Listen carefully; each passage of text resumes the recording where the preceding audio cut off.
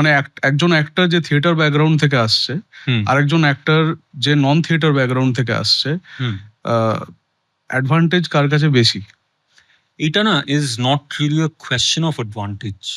কারণ আমরা যদি এইটা ভেবেই এগোই যে থিয়েটারের থেকে অভিনয় শিখে যারা সিনেমায় আসে বা টেলিভিশনে আসে তারা সবাই ভালো অ্যাক্টর, তাহলে তো আমরা এমন প্রচুর উদাহরণকে ইগনোর করে দেবো যেখানে আমরা দেখেছি যে তারা থিয়েটারে তাদেরকে দেখে মনে হয়েছে প্রচন্ড দক্ষ অভিনেতা, কিন্তু স্ক্রিনে তাদেরকে নেওয়া যাচ্ছে না। নেওয়া যাচ্ছে না।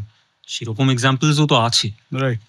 Because the science behind the performance on these two different mediums or these two alada alada formats, the science is very different.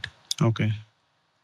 But theater যেটা শেখায় হচ্ছে the mental approach towards performance. Okay. The technicalities might vary. Technicalities might vary. Okay. মানে but নিজেকে অভিনেতা হিসেবে কিভাবে prepare করতে হয় সেটা আমার মনে হয় না থিয়েটারের থেকে বেটার কেউ শেখাতে পারে।